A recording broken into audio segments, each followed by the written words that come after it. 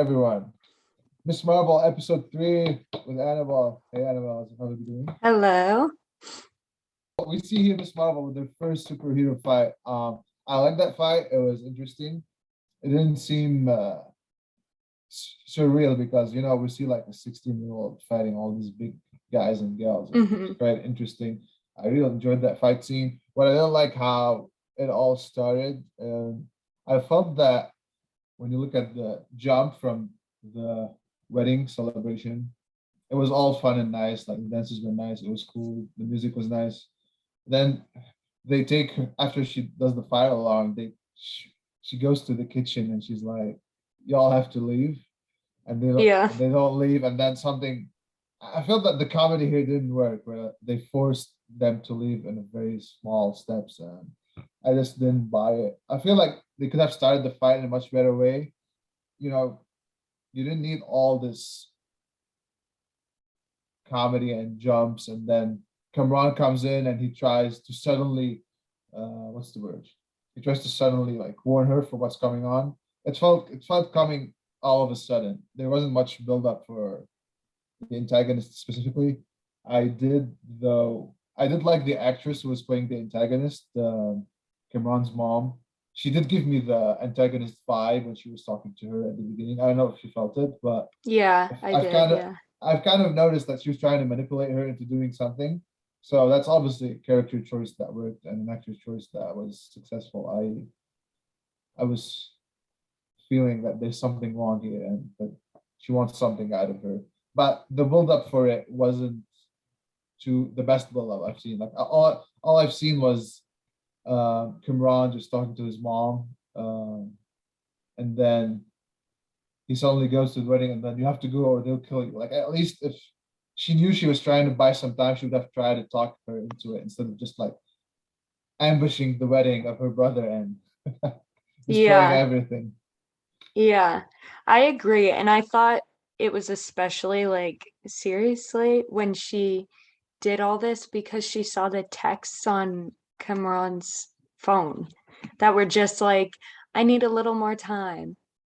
Like, I don't think it was necessarily an incriminating text where she was like, I'm sorry, I can't help you. She was like, yeah, I know, like it's just dangerous. Like I need to like I need more time to like do some research, figure things out, you know? So I thought that was where the big jump was for me. I was like, it seems a little quick. Um, Especially like it's her brother's wedding. Like yeah, that's a very important thing she has to worry about before she can yeah, like do all of that. yeah. And it just didn't feel like she was like turning them away. So I just thought it was a little aggressive for them to suddenly like just show up and Mhm. ready to like kill everyone at this wedding. That was just, I don't know. And I also think it would have been, I don't know if it would have been better, but I think it might have been more interesting if like we did see them like see one of them come into the wedding and kind of catch Kamala's eye line and then like leave to like lead her away. I don't think it really made as much sense for them to kind of include the whole wedding party and make a big deal of like having to evacuate the entire hotel. Also, the fire alarm went off and the cooks didn't leave. Yeah, exactly. Didn't make That didn't sense. make any sense. Like the Uh, fire alarm goes off for the whole building when you pull it, I would assume. So the cooks should have been gone anyway. I kind of noticed this whole issue and in this episode specifically. I kind of noticed the shift in the style right after the dancing scene in the wedding. It's obvious there's more than one person writing because in episode 1 we talked about how it was smooth and everything was good. Episode 2 they were just throwing stuff and it was kind of episodic. Here, hmm episode 3, I felt it was half half. Like the first part was good. Um, the mosque scene, um, tying the knots before the celebration. That was I really liked it. Then when the alarm goes off and the fight scene is about to start, now is the fight scene is not writing; it's just like stunt performance. hmm Um, but once this thing happened, I felt the writing completely changed. We're gonna talk about Nakia's character in a bit, but when she saw what happened, I didn't buy what she was talking about. Um, when Kamala went back home at the end, I also didn't buy how she was talking to her mom. Yeah. Yeah, it didn't make sense at all. So I think it's quite obvious that you have two writers, and one of them is not the best writer out there. Um, so and in the it doesn't really matter. Doesn't really matter researching who wrote what, because for the screenwriters that are watching, sometimes screenwriting credits mean nothing. You can just write the whole script and not get the credit, and you can write just a few lines and get credit, because the politics of it is kind of complicated. But it was quite obvious how the styles were shifting mid through, and right after the alarm went off, things didn't make sense to me. But the fight scene was good. I liked it. I like the choreography was nice. You know, you have 5, 6 antagonists, and I like the build up when she was, especially the scene we saw now. She was hiding, and the Kimran's mom came. Um, but yeah, I felt when the cook. So I feel like the problem with this specific writer, with this writer specifically, is that he or she are um, they're trying to go from one place to another, and they're just finding any way to do it. My suggestion would be to just sometimes you can just have a jump. It doesn't have to be, you don't have to actually show me something for me to know that there was an evolution and things happening, you know? Like for Yeah. example, the cooking scene, I mean, what's the point? It wasn't even funny. Like you can just show me the cook sleeping, you know? Yeah. And if none And of them were in there, it would have been fine. Like, no, I don't think anyone would have questioned it. exactly. And for example, at the end when she talks to her mom, um, it seems the writer was just trying to bring Kamal back home, right? Hmm. And obviously, when you come back home, you have to talk to your mom. But you didn't have to do that. You could just show me her at the bed sleeping, and you could have ended the episode here. So I feel that the writer should work on not worrying too much about showing me stuff that, like, showing nothing is better than showing me something that doesn't make sense. You know, Yeah. I would understand as a viewer that there was a jump, and I don't need to question what happened in between. Yeah. Yeah, I agree. And I do wish it kind of had ended earlier, because I do think the ending is something that brought this episode down a little bit, just because Yeah. yeah, it didn't really make sense. And then like, Bruno tells her to run away from the um venue of the wedding reception, and because they're after her, and like she goes home. And it's like, if they're not going to find her at the, like, right outside this building, I think they'll know where she lives. So it was just like, I don't know, like they're going to find her again. It was just like that didn't feel necessary. Like I almost feel like it would have been more believable if like she stayed with them.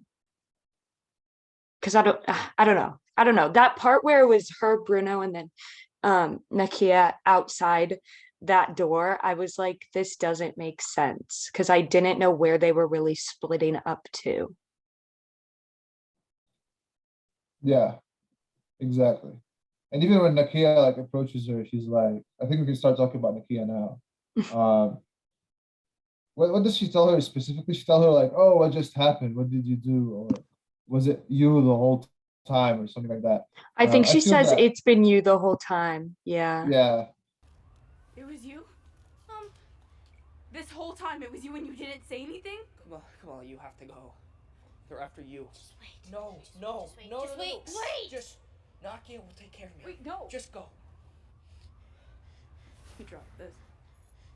I'm gonna explain everything later, I swear. Just happened. I'll explain it, okay? Are you okay? No, I'm not. I felt that Nakia, at least in this situation, should have been more supportive. I feel.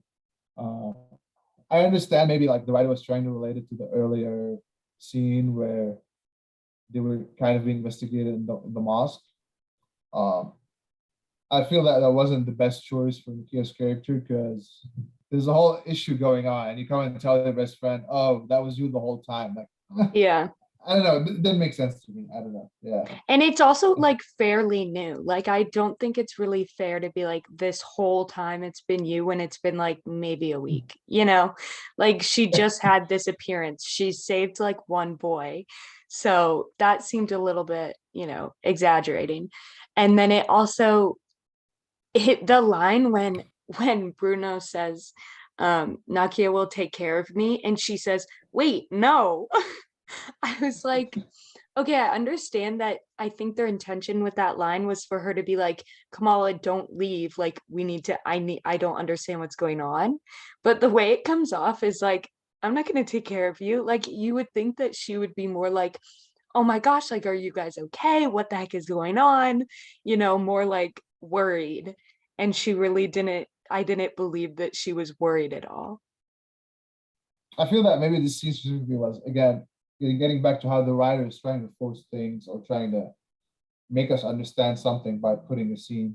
I feel that the writer was trying to find a way for Nakia to know because maybe she's gonna be something part of the team in the future, similar to how Spider-Man has his team with him, like MJ and Yeah. forgot his name. Um, so maybe I feel that the writer was trying to find a way for Nakia to know, and that was the writer's way of doing it. But again, it wasn't the best way. I mean, I feel that this scene was specifically useless. It didn't add anything. Mm-hmm. If you cut it and just have Nakia find out later, it would have. I think it would have been fine for me. Yeah. Yeah, I agree. I don't think the timing made sense. And they also were trying to build up with it. Obviously, I feel like earlier parts in this episode, Kamala was like considering telling her. And so I feel like they would have gotten to that point, and I think that would have been better. For me, like at least Kamala's character, I really like it. The acting is amazing. That girl, the actress, is doing a great job. That scene where she meets with Nakia at the after the whole cops issue, and she was like checking the videos of Nightlight. She's doing a great job. I just can't believe someone I was googling what she hasn't worked on anything major Yeah, before. yeah. She was just like an acting student, so that was great from her. Part with the cops got into the mosque again, showing not telling. So that was really good because the moment they get in, they like show us them with their shoes on. So now, okay, now that's not like Einstein writer, but comparison to what the episode 2, the amount of exposition we had, the first part of this episode was much better from writing perspective. And I feel sorry I keep trashing the other writer, but that's what we have. Yeah. So first part is obviously another person, lots of showing, not telling, lots of smoothness. I would say then towards the ending, I think the writing throughout this episode is improved from the last one. And it was Yeah. more showing, which I like. I think there were just a couple of parts where I was like, I don't know if the character, now that we're getting into like, halfway through the series, I feel like viewers feel like they know the characters more. And there are certain lines where I'm like, I don't know if that's what the character would say. So like that part with Nakia, I think she would be more worried. And then at the very end, the scene when Kamala comes home and she's talking to her parents, I was fully expecting her to say like those people were Jinn, like it was this, blah blah blah, not like tell them that she has powers and she's like the nightlight. But I was expecting her to be like, those people are like, it was this, and kind of start to tell them part of the truth. And she fully was, I don't even remember what she said, but she was like, I'm just really tired. Like, I'm going to bed. And I felt like that would have been a really good moment for her to start confiding in them. And like, even if they had responded and been like, oh my gosh, like, Kamala, you need to stop with this. Like, we've talked about this. Like, you need to stop with the superhero stuff, blah, blah, blah. I feel like it would have felt more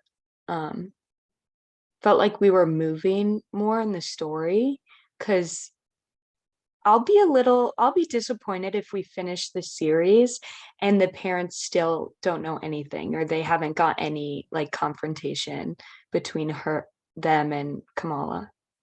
Yeah, I feel that this scene specifically didn't make sense. Yeah, I suggested maybe they should have just cut it and let her go to sleep and leave it till after. But Yeah. also like having this big fight wouldn't have been a bad idea. I mean, I don't understand in writing. You have this issue of you trying to explain what happened in between. Again, you don't have to. It's kind of a rule. If you want to just jump ahead, you can just jump ahead. You can say 3 months later. It's completely fine. The viewer doesn't mind, and you don't have to explain what happened in between. If something happened in between and you really, really want the viewer to know, you can just make a flashback in Yeah. between, or just like have someone mention it. It's fine, but you don't have to find an explanation to what happened in between. It is not necessary. First scene, that's the style I'm kind of noticing lately, where you start with something that happened before, then cut it and get back to the present and continue with the flow. What do you think of it? I have an opinion, but maybe you can go first. I don't mind it. I think it fit really well.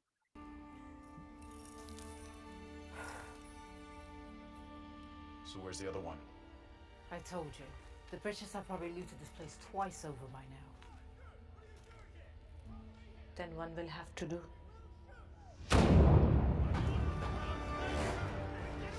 Go. Check on Adam. Najma, it's the British Army. We don't have time. Aisha, we don't know what just one bangle will do.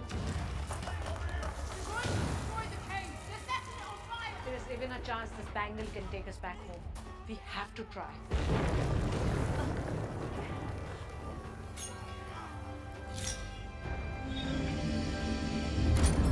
So I think it worked well considering how we ended episode 2, because it served as a nice little, almost like a breather. Like it felt like starting with this, we were starting with like a new show completely, like I feel like if someone watched this episode, they would have a pretty good understanding and you could almost watch this episode standalone. That being said, I personally don't love when people do this, just because it like completely takes you out of the time that you're set in, so it takes us away from the characters and it's not giving us what the characters experienced. So we now as audience members have essentially more information or more insight than Kamala does on them a little bit. So that part is, it's always a tricky line for me, because it's like there are very specific times when I think the viewers should have more information, and this time it felt, I don't know, I'm still not totally sure how I felt about it, but I prefer that they show it like this than like have her sitting in the living room with all of them and have one of them saying this happened, this happened, this happened. But I almost would have liked a mix of those two things, and have her sitting down, having one of them tell what was happened and then cut to scenes of this, so that we were seeing what happened without just hearing it from one of them. But we were also like getting that relationship where like, okay, now Kamala knows all of this. This is what she's being told, and this is what she understands now. So I think there are different ways to do it. I don't think it was bad, and I think it kind of worked, but I think I would have done it a little differently. I understand your point of view. It's interesting how you feel about it this way, because I actually like when they do this. For example, Queen's Gambit. That's how the first episode starts. It starts with the no spoilers, because that's like literally the first scene. It starts with the protagonist being an adult, and then something happens, and then we cut back to the main plot point of how she grew up and became that adult. The reason I like this style is that it's kind of a teaser, obviously. It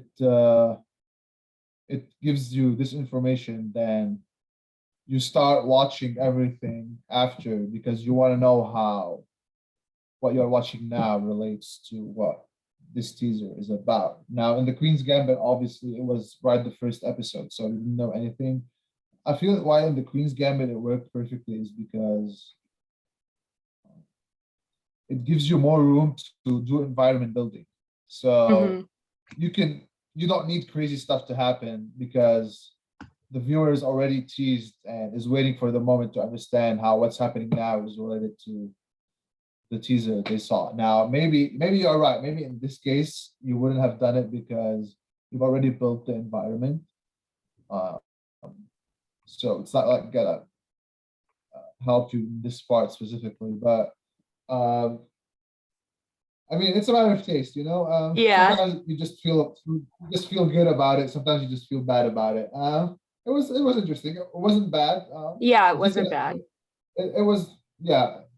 In the end, it was like this one episode of a big show, so Yeah. in the middle, and they were able to relate it quickly. In the Queen's Gambit, it takes a longer time to relate to the. Yeah.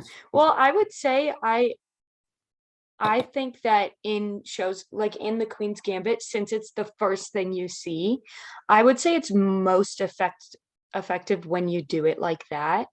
Because when you immediately start by like giving information first and then completely cutting and eventually leading up to that information, it makes the whole series more like anxious and questioning because like the viewers are trying to piece together what like how it connects to what they first saw. But when you put it in like the middle of a series, it's mostly for informational purposes, but it's like I don't know, sometimes I feel like it's just a little disjointed. So Yeah, but yeah. I think it No, still worked here. It still did yeah. work, and it gave information nicely, and I think it fit well with the episode. So like I'm not mad that they did it like this. Yeah, yeah. I want to talk a little bit about the brother character. There wasn't enough build up, obviously, how when he when he was talking about his bank account. It was so out of the blue. It was so Yeah, out of the yeah, blue. He said that and I was like, what? And then when they're all running away from the wedding and he's like, wait, the money. And he ran up to get it. I was just like, this, it didn't feel necessary because they hadn't mentioned it at all before.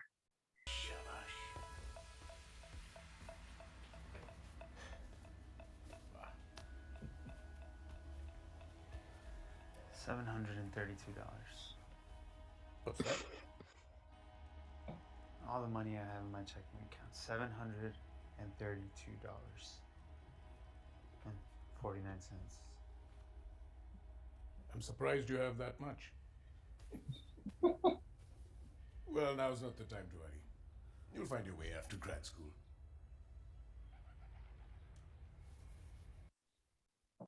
Yeah, I agree. It came out of nowhere. I feel that the writer was just trying to. I feel they were trying to include cultural things. Yeah.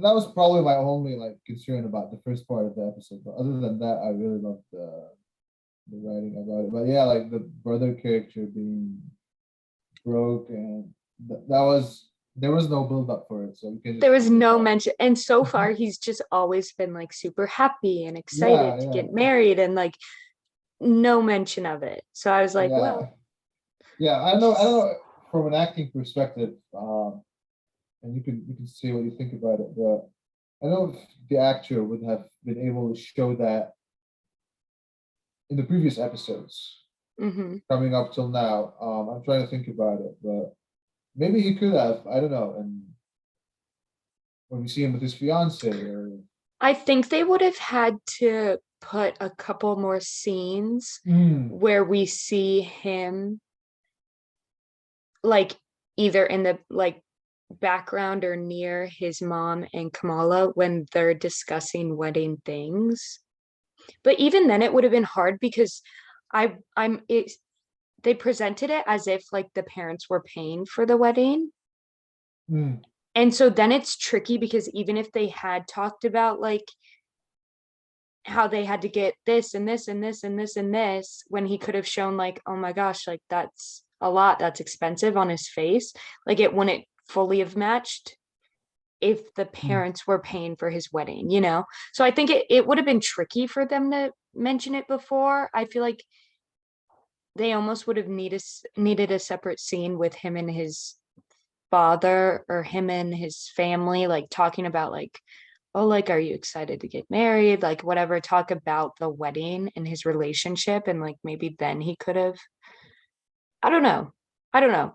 I think it's hard for them to include it earlier. And that's why it kind of feels like a weird, um, like piece of information because I, yeah, I I don't know how understand. smooth they could have I, done I it. understand not being able to mention it before, but I mean, my question was more about the actor choice. Yeah. As an actor, you obviously have to read the whole script, and then based on the evolution of the events, you want to be able to get an idea of what the character is experiencing. So, obviously, the build up to the brother character is that he's worried about getting married because he doesn't have enough money. So my question was whether he was able to show that, whether the actor was able to show that to the audience through his performance before that.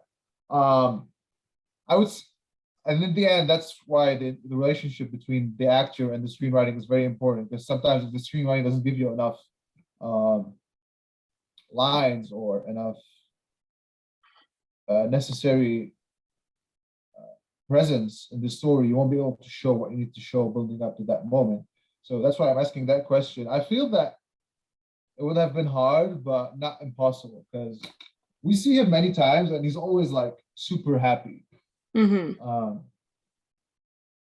For example, when he meets Kamala and Kamran in the restaurant with his fiance, or when he's sitting with his fiance with his parents talking about the partition in episode 2, I feel that the actor could have been able to give me something out of it. Now, Yeah. I understand it would have been really hard, and it's not something easy to do, but just mentioning it out of for that one or two actors that are probably watching.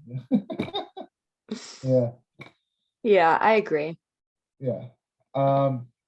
Okay, so obviously we have also lots of colors. Was quite interesting in the scene where the dad visits Bruno. Uh, I love the colors there.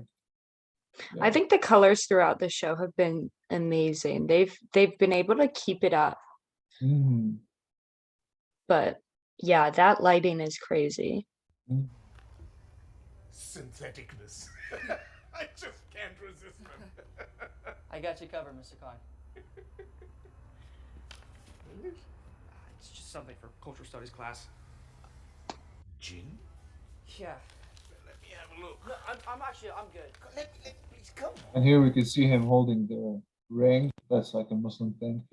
We could jump to talking about the metaphysics aspect, like the souls, the jinn, the history.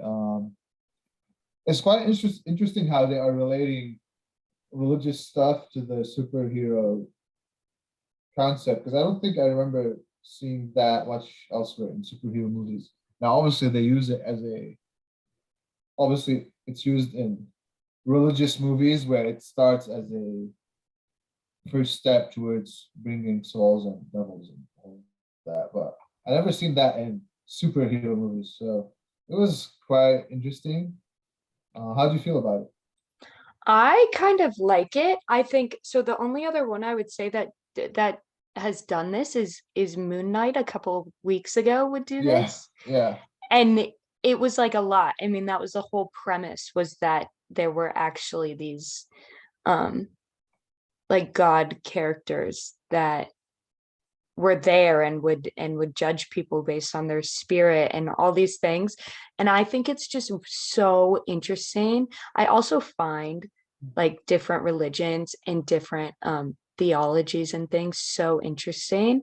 And I think to see it come out in a superhero story is just like, I don't know, it's such a unique way to like give background to a superhero rather than be like, oh, you know, I don't know, Captain America, like his power is steroids, and like Spider-Man like got bit by a spider. That's pretty simple, you know. So I think these things are just, they feel more in depth in a way, I guess.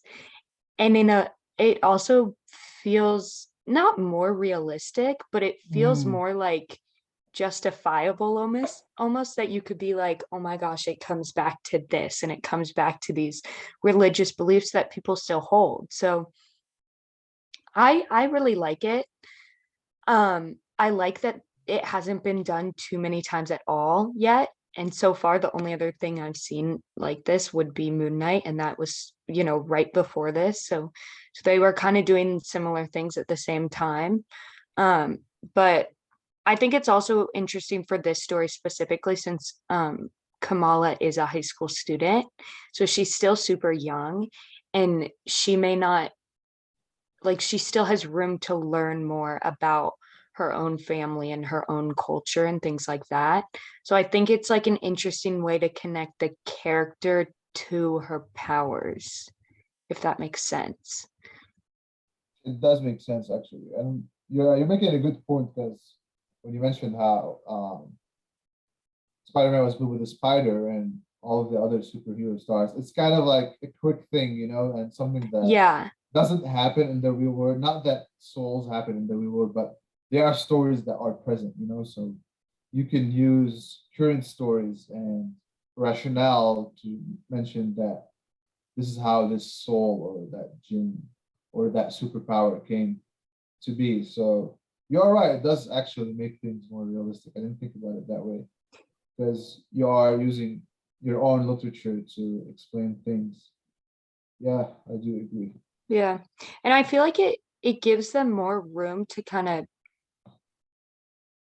like lengthen the story, I feel like. Mhm. Because in terms of like Spider-Man, you know, the superhero deals with, oh my gosh, I now have these powers, I need to learn how to use them.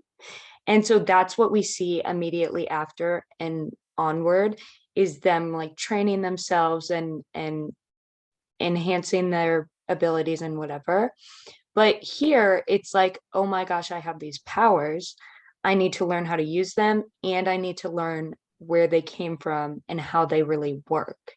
So it's more like working on the future and the past, I think, which just Mm. makes it more interesting for viewers to see, because it's like, where did she get these? Like, where did they come from?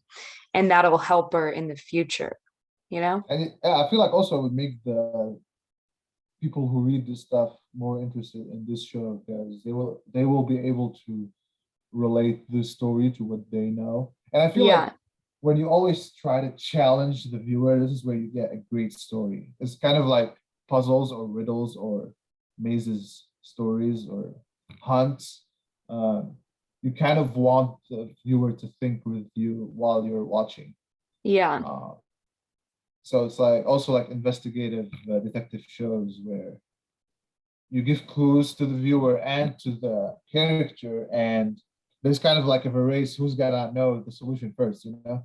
So if Yeah. the viewer is able to get this information and be part of the challenge, and make them obviously more close to the story and more entertained. I agree. Um, So I think it's good so far, but we'll yeah. see how they continue to explore it and continue to present the information, because there's definitely going to be more background. And they had that suggestion that you know, there's another Bengal out there, and we don't fully understand the powers that the Jinn have right now. So I don't know. I'm excited for episode 4, because I feel like it's kind of a turning point now that we're going to be more than halfway through. Yeah, I also want to see like the role of the cops. I'm quite interested. I like the Yeah. mosque scene. Uh, it's quite very obviously explanatory of situations that happen in the US. And I like the Sheikh Abdullah character, how he was able to handle it. Because some people would just Yeah. like get crazy and start yelling, and especially how they got in with their shoes in. Yeah. That was a very good scene. That chapeau ball, like it was great. I'm afraid not, ma'am. But if you do know of anyone who can fly, please send them my way. We're looking for someone to clean out the rain gutters. Fan out search the premises. Not without our permission, you won't. You have no legal authority here. Excuse me? Ragheb, mosque board member. We still have few more votes to count. Okay, all right, prospective member, but I feel good about our polling. Pursuant to U.S. Criminal Code, law enforcement officers are not permitted to enter a private space without a signed warrant. Yeah, you studied the criminal code in homeroom. Law and order reruns, but I'm not wrong. It is a very serious matter.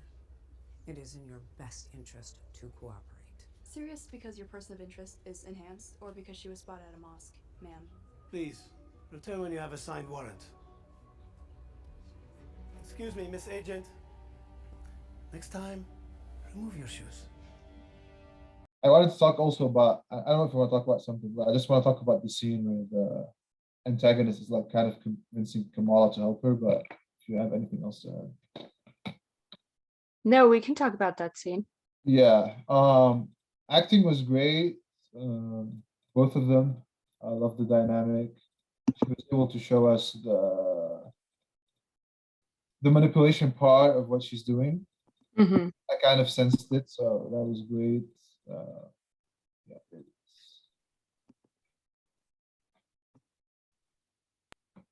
Of this bangle, like I dropped a kid off a building and then I got chased by drones, and so it's like it's just I really don't think any good can come of this. Of course it can.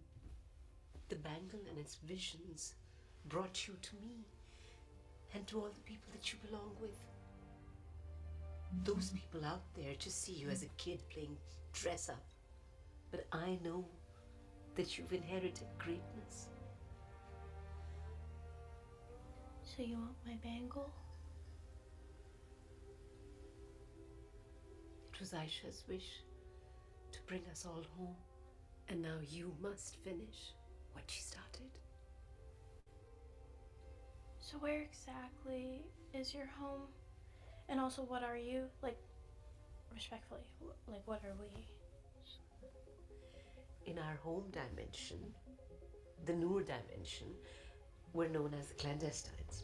As to what we are, we've been called Ajnabi, Majnun, Unseen. The list goes on. But what we're most commonly known as is Jinn. I'm sorry, did you just say Jinn? I love that scene. It doesn't, the importance of it doesn't show up until later, obviously, but I feel that everything they've done a good job. Also, good comedy. Yeah, I agree. And I really did like that discussion between the two of them. I think they're both really good actors there, and the writing was good. It, you felt like you wanted to believe her, and then as soon as she reveals that they're Jinn, which we previously heard like Kamala would have nightmares about, we're like, wait a minute, So I don't know. I'm excited to see how it plays out and see what she does to try and get Kamala to help them again. I also think it's interesting that we still we don't know how she ended up with this bangle, because we don't know where her great grandmother is, like what happened to her. And if she's also a Jinn like them, you would assume that she would still be alive somehow, or young somehow, or I have no idea. But it makes me think that maybe she tried to send them home, and it injured her or cost her something. So I don't know. I'm expecting more flashbacks though in the next episode and more information, but I'm excited. Yeah, we'll see. We had great cultural things too. I'm excited to see how they develop things. Let's hope we don't see episode 2 stuff again. Yeah, you want to add anything else, or you can wrap it up? I think that's it. Yeah, that's it, everyone. Thank you for staying with us, and we'll see you all next week for episode 4.